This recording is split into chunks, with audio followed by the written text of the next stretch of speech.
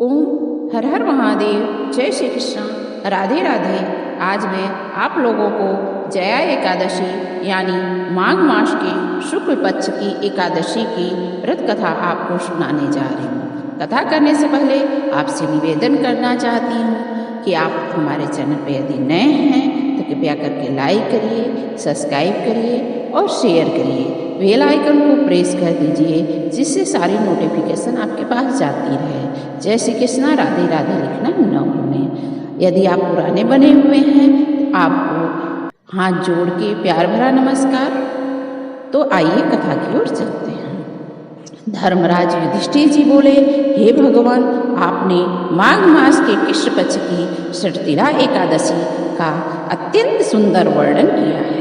आप स्वदेश, अंडद, इद्दिज और राजयूज चारों प्रकार के जीवों के उत्पन्न, पालन तथा नाश करने वाले।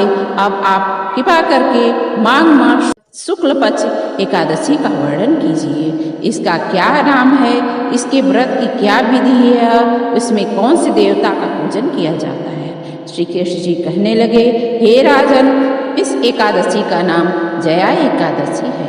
इसका व्रत करने से मनुष्य ब्रह्म हत्यादि पापों से मुक्त हो जाता है।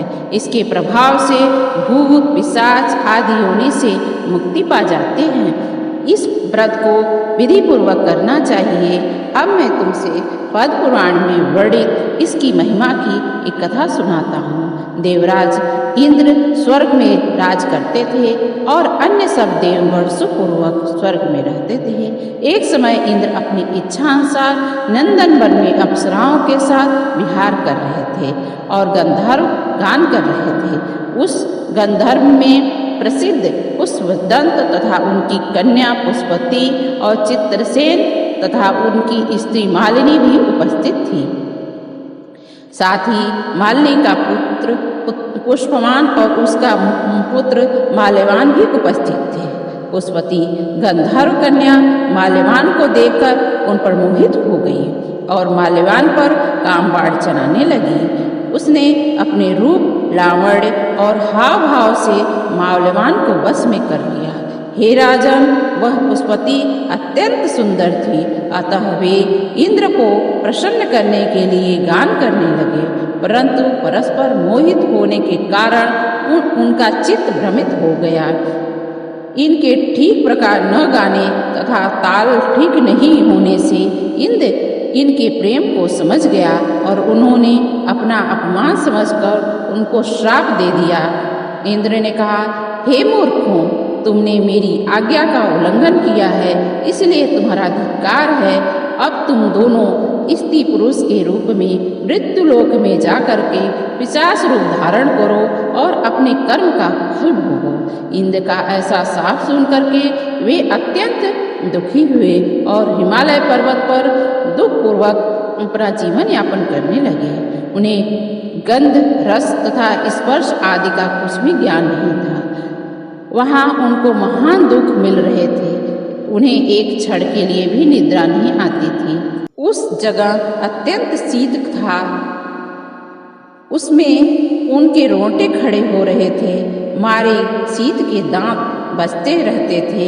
एक दिन पिशाच ने अपनी स्त्री से कहा कि पिछले जन्म में हमने ऐसे कौन से पाप किए थे जिससे हमको यह दुखदायी पिशाच योनि प्राप्त हुई है। इस पिशाच योनि से तो नरक के दुख भोगना ही अच्छा था, अतः हमें अब किसी प्रकार का पाप नहीं करना चाहिए। इस प्रकार विचार करते हुए अपने दिन व्यतीत कर रहे थे। देवयोग से तभी माघ मास में शुक्ल पक्ष की जया एकादशी आई।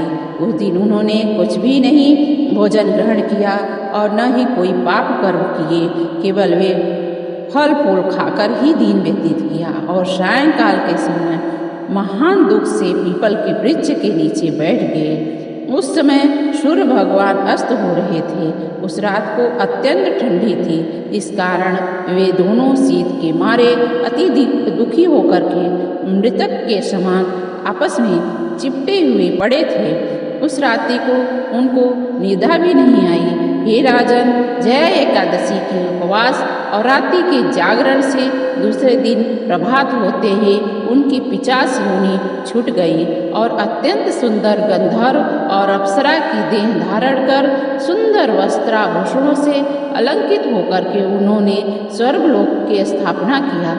उस समय आकाश में देवता उनकी स्तुति करते हुए पुष्प वर्षा करने लगे। स्वर्गलोक में जाकर के उन दोनों ने देवराज इंद्र को प्रणाम किया। इंद्र इनको पहले रूप में देख करके आश्चर्यचकित हुआ और पूछने लगा कि तुमने अपनी 50 योनि से किस तरह छुटकारा पाया, सो सब बताओ। माल्यान बोले, हे देवेंद्र, भगवान विष्णु की कृपा से जया एकादशी के व्रत के प्रभाव से ही हमारा 50 देह छूटी है। तब इंद्र बोले कि हे माल्यवान, भगवान की कृपा और एकादशी का व्रत करने से न केवल तुम्हारी 50 योनि छूट गई, वरन हम लोग के लिए भी वंदनीय हो गए। उन्होंने विष्णु और शिव के भक्त हम दोनों के लिए वंदनीय हैं, अतः आप धन्य हैं। अब आप पुष्पति के साथ जाकर विहार करो। श्री कृष्ण जी कहने लगे, हे राजा युधिष्ठिर, इस प्रकार एकादशी के व्रत से बुरी योनि छूट जाती है। जिस मनुष्य ने इस एकादशी का व्रत किया है उसने मानो सब यज्ञ तप दान आदि कर लिए हैं। जो मनुष्य जया एकादशी व्रत करते हैं वे अवश्य ही 1000 वर्ष तक स्वर्ग में वास करते हैं। तो ये तो था जया एकादशी की व्रत कथा। और पूजन कैसे करते हैं? सुबह आप जल्दी उठते ही होंगे। जल्दी उठ करके सुबह स्नान आदि से निवृत्त होकर के सुंदर पाटा बिछाइए, घर को साफ कीजिए, फिर वहाँ पे पाटा बिछाइए, पीला कपड़े बिछाइए। फिर उसके बाद में विष्णु भगवान की मूर्ति चित्र जो भी हो आपके पास उसको स्थापित कीजिए।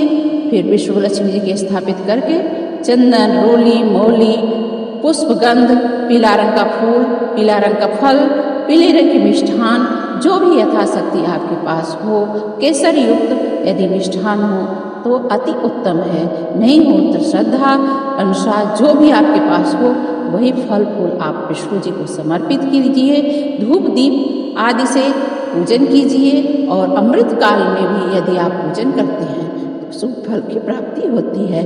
यदि अमृत काल नहीं आप जान पाए हैं तो आप हमारे शॉर्ट्स वीडियो में जाके देख सकते हैं कि अमृत काल कब से कब तक है। तो यह आप कथा कैसी लगी? यदि कथा अच्छी लगी हो तो कृपया करके हमारे चैनल पे बने रहें। आपको बहुत बहुत धन्यवाद। ओम हर हर महादेव। जय श्री कृष्ण। राधे राधे।